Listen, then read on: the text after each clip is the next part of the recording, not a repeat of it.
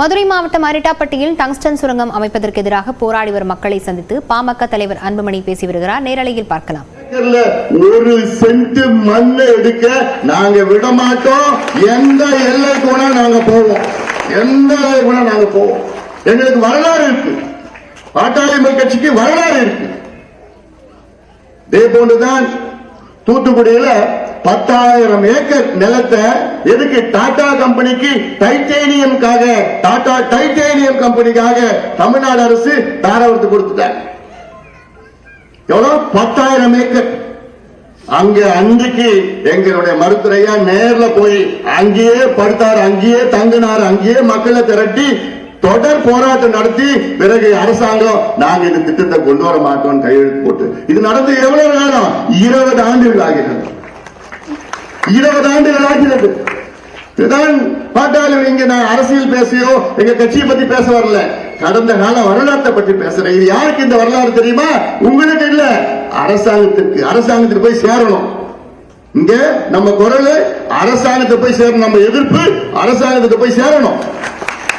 2 அரசாங்கமும் சரி, இங்க இருக்கிற அரசாங்கமும் சரி, மத்திய அரசாங்கத்துக்கு போய் சேரணும். ஓஹோ, இந்த மக்கள் விட மாட்டாங்கப்பா, அவங்க கூட எல்லாம் சேர்ந்துட்டாங்கப்பா.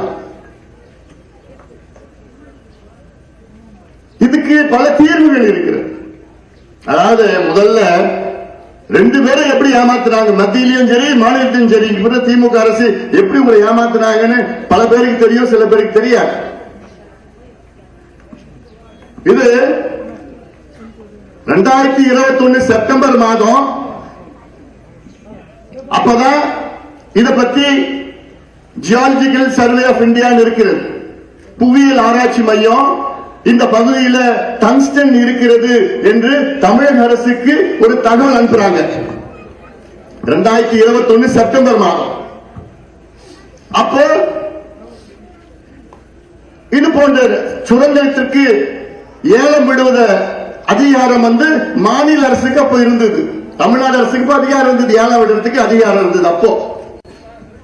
அப்போயும் தமிழ்நாடு அரசு அமைதியா தான் இருந்தது, அதை பத்தி கண்டுக்கல. அவங்களுக்கு ஒரு ஆசை என்ன? சரி, இதில் எப்படியாவது ஏலம் விட்டுட்டு காசு சம்பாதிச்சிடலாம்,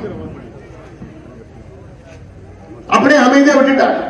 அதன் பிறகுதான் 2023 ஆகஸ்ட் மாதம் தான் ஒரு சட்ட திருத்தம் வந்தது மத்தியில. என்னன்னா, எங்க தமிழ்நாட்டில் இந்தியாவில் எங்கேயாவது ஏலம் விடணும், அது மத்திய அரசு தான் செய்யணும், மாநில அரசு உரிமை இல்லைன்னு சொல்லிட்டாங்க. அதன் பிறகு 2023 அக்டோபர் மாதம் தமிழ்நாடு அரசிலிருந்து மத்திய அரசு ஒரு கடிதம் அனுப்புறாங்க.